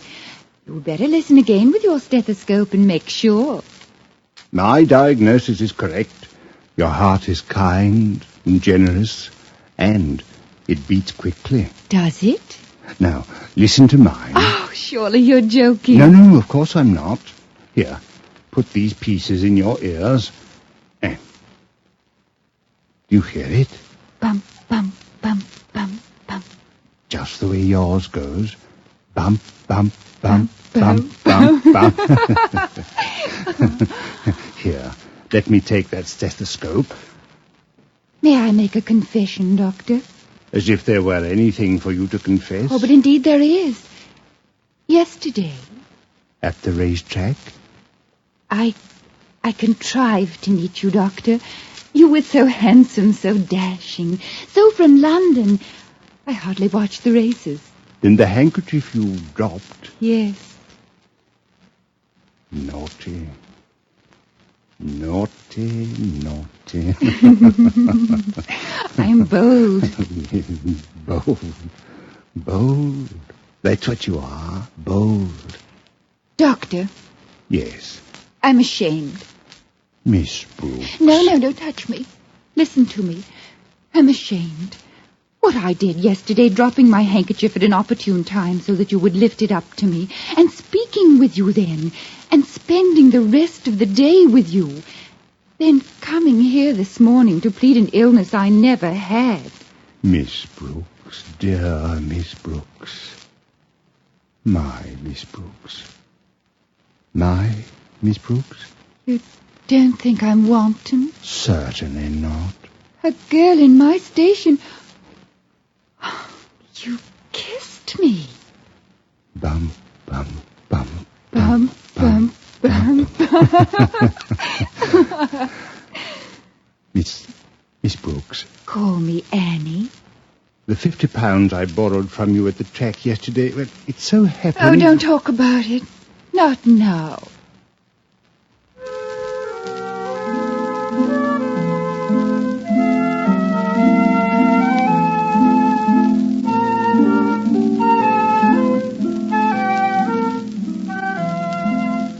They were wed, he a young doctor, she the daughter of an English colonel who had collected a lot of rupees in India. It is interesting to note that this is the same Colonel Brooks who was known around Calcutta in the 30s as Adorable Brooks, a name which stemmed from leading a charge against the Gurkhas, armed with only a polo mallet, this on a wager. His daughter Annie, as we have seen, had inherited a good deal of his dash, all of his big game hunting trophies, and every month a check. This check represented a monthly allotment from the colonel's estate, the rupees having been translated into pounds.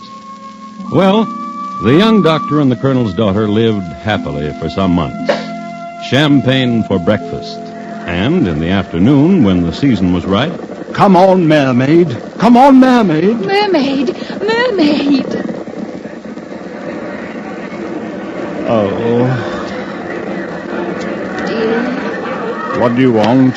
Oh, don't be cross. Here's some more money. I love you. I love you, Annie. Good Annie. Dear, Yes? that's the last of it for this month. But it's only the 5th. And we've been to the races for 5 days. Don't worry about it, dear. You can always borrow until my next check. You always do.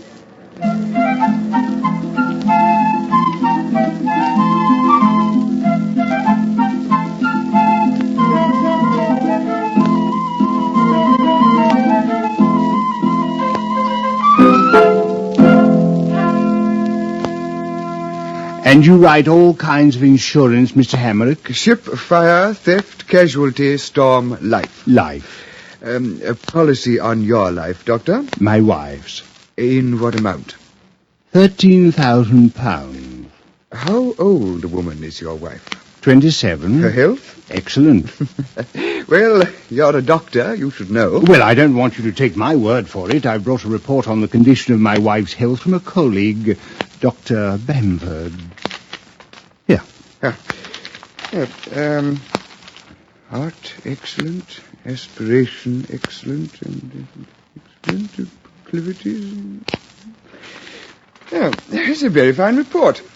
I'd say you were a lucky man to have a wife in such condition. How about the policy? Oh, no question about it. How much is the first premium? Annually, that way to save money. By the month? Oh, let me see. £13,000 policies.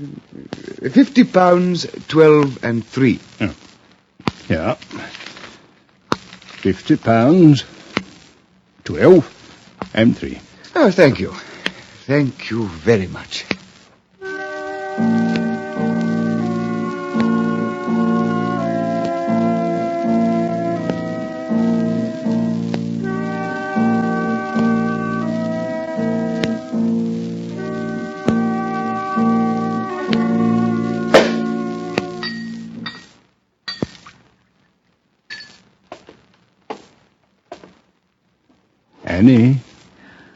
Annie, wake up. Wake up, dear. Hello. Champagne. Hello. Drink it. Hello. Drink it all, then I've got a secret for you.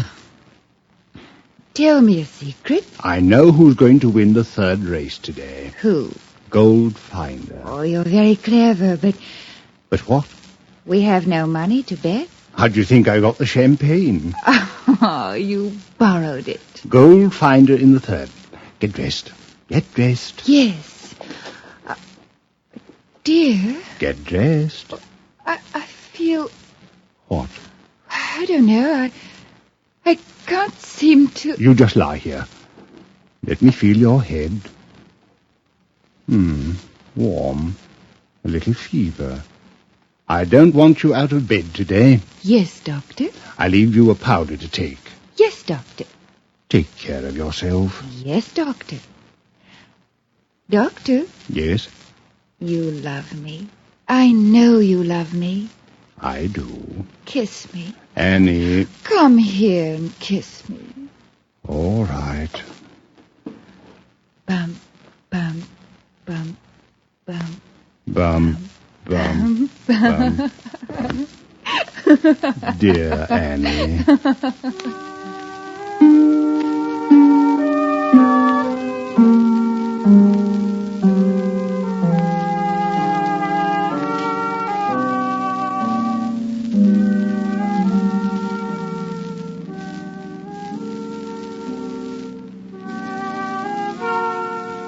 Just before the third race, a messenger located Dr. Palmer at the clubhouse turn.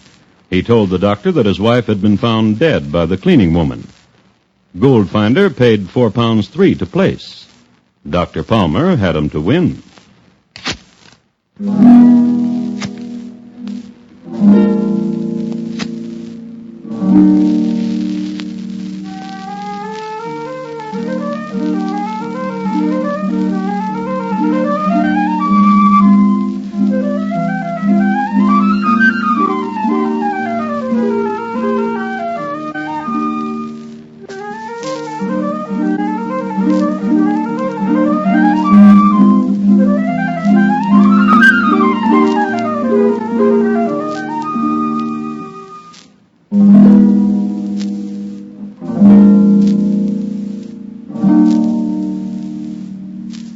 You are listening to Crime Classics and your host, Thomas Hyland. This Friday night, Mr. Keene, tracer of lost persons, takes on the beautiful widow murder case. It's a thrilling seesaw battle between ruthless underworld forces and the old investigator, as Keene closes in on the facts of death related to one of his most fascinating and dangerous assignments. Mr. Keene, tracer of lost persons, Friday nights on most of these same CBS radio stations. Don't miss him. And now, once again, Thomas Hyland in the second act of Crime Classics, and his report to you on The Hangman and William Palmer, who won.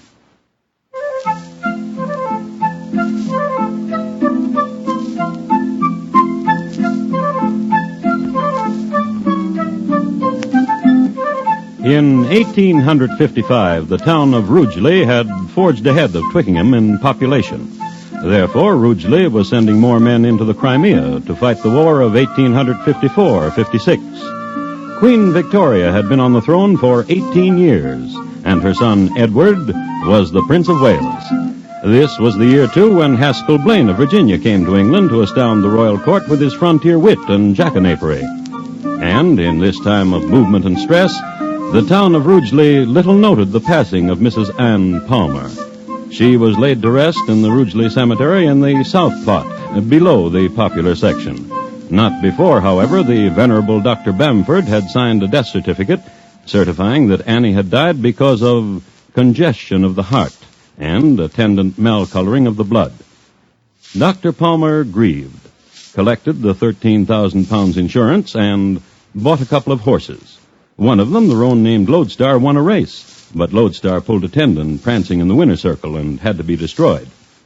In 6 months, Dr. Palmer was 20,000 pounds in debt. But Dr. Palmer had a system. And these visits of yours, brother, are like freshets of spring rain. How did Dr. Woolsey treat you here, Walter? Oh, he's tapered me whiskey down to a glass in the forenoon. William. Yes? My being a drunkard, blood brother to you, a drunkard. What's it done to you in the city, William? Why, nothing. Oh, not much. Physician brother to a drunkard. Dr. Woolsey will take care of you. William, what have you got in that package you're carrying? Let's walk a bit. The sea air's a tonic. Oh, from these cliffs on a clear day you can see France. But what have you got in that package, William? A gift purchased at the inn for a friend of mine. Oh? I have a surprise for you, Walter. Oh, what? Here, hold this package while I... No, don't open it, Walter. It's not for you.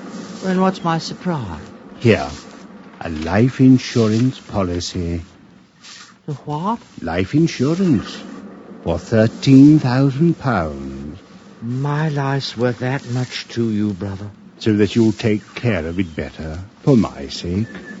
Such a brother you are. Brother. What is it? What's in the package? Why? Oh, from the shape of it, it feels like a bottle. What kind of a bottle, Walter? Whiskey. Again, then. What kind of whiskey? And if I guess? We'll open it and see. Guess. Scotch whiskey. Yes, but whose? McPherfield's. Open it and see. McPherfield's Scotch whiskey. Brother. What, Walter? May I open it? No. I run with it. I'm fleeter than you are, and you shan't catch me. And when I run away from you, I'll open it. Where will you run to? There, to the point there on the cliff where the hedgerow stops. Oh, please, William, please. If you run from me and I can't catch you, it'll not be my fault. Run. Run! Run.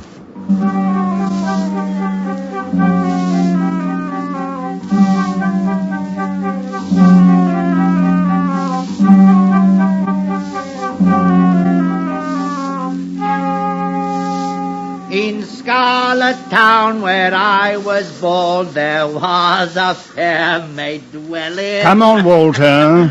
There was a fair maid dwelling. On your feet. We'll walk away your drunkenness. Up we go.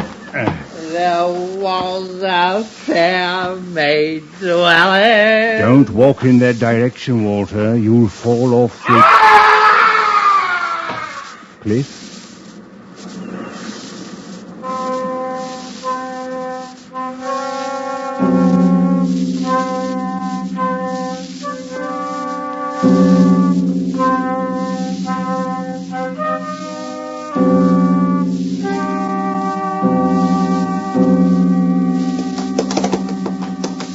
That's not a horse race.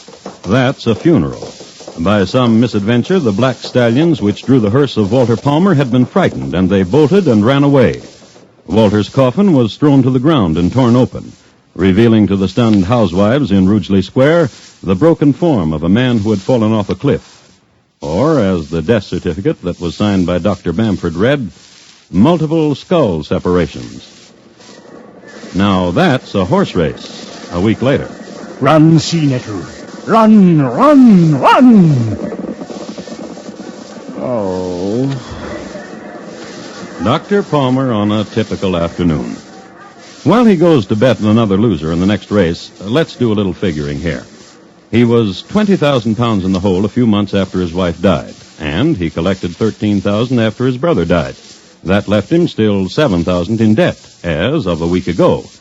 It took the doctor 7 days to get himself another 10,000, altogether 17,000 pounds in debt. That's how much Dr. Palmer owed his various acquaintances. You might be wondering what he's been doing in the medical line all this time. Nothing. Not a thing.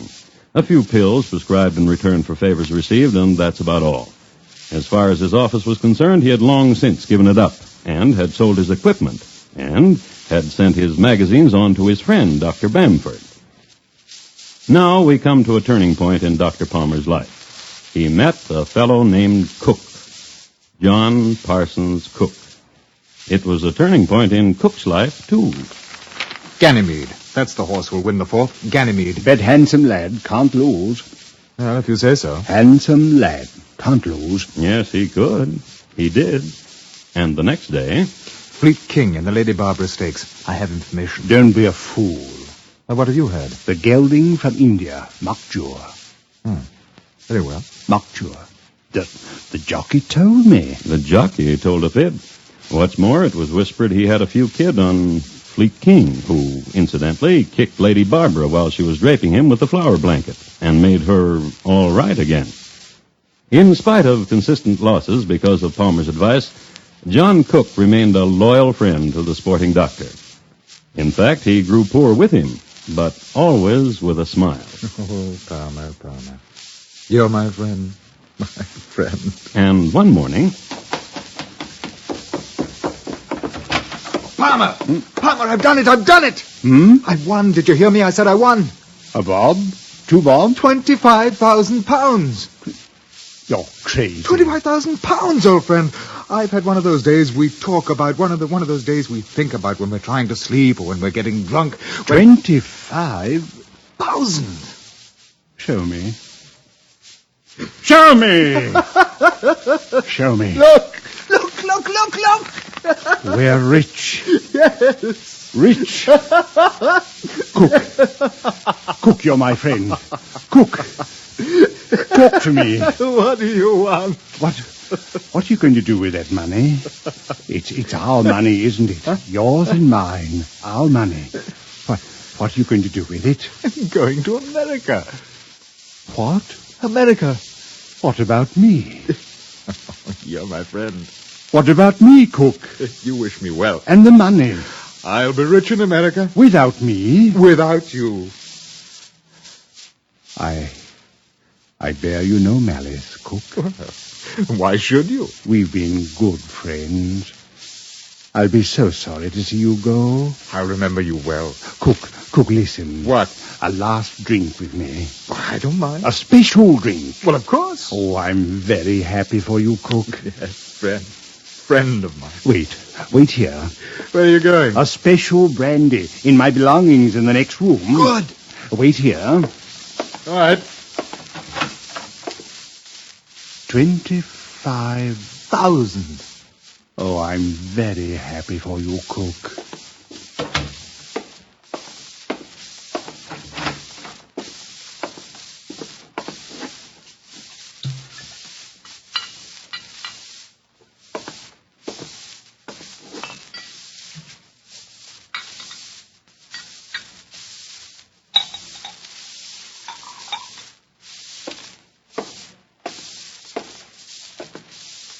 Open the door for me. My hands are full. Special brandy, Cook. Oh, dear friend. This one's yours. Dear friend. America. Greedy. Well, in truth, Palmer, I'm in a hurry. That's why I swallowed down the brandy. Greedy, greedy, greedy. Taste. You've been poisoned. On my word. Palmer. I can't help you. I want your money. You'll die quickly. You're doing it now.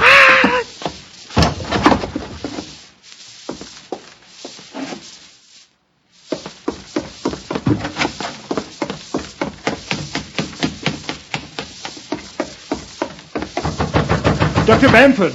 Dr. Bamford, come quickly!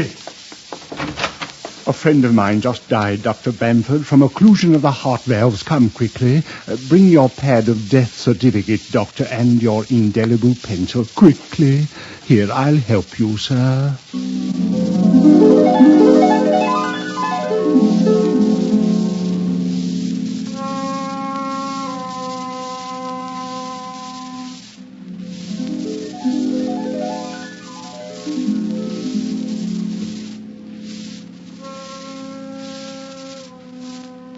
It would have worked, too, except that it had happened 3 times before.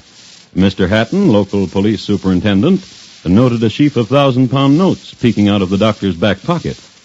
An arrest was made, a trial was held, the doctor was found guilty and hanged, and the physician who pronounced him dead was named Bamford. Death due to dramatic separation of the cervical spine, the doctor wrote. Which is what happens in cases like these.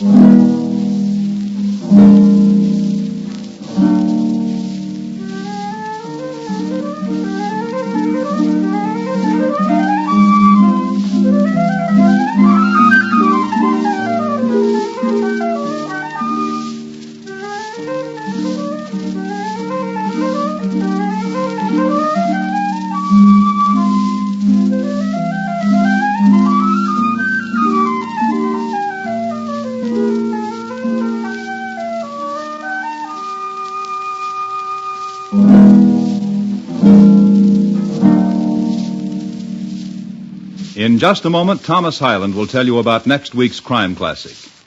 William Palmer, tonight's crime classic, was adapted from the original court reports and newspaper accounts by Morton Fine and David Friedkin.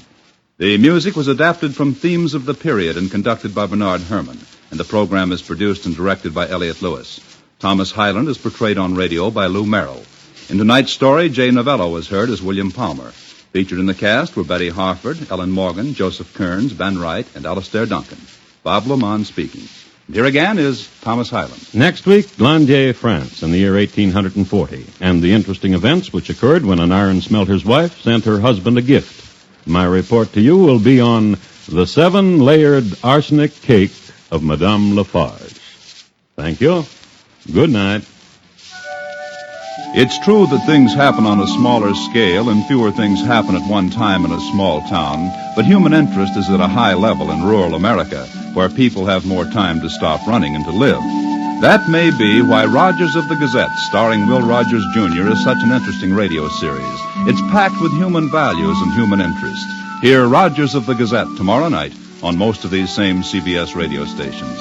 Thursday nights, Marlena Dietrich stars in Time for Love on the CBS Radio Network.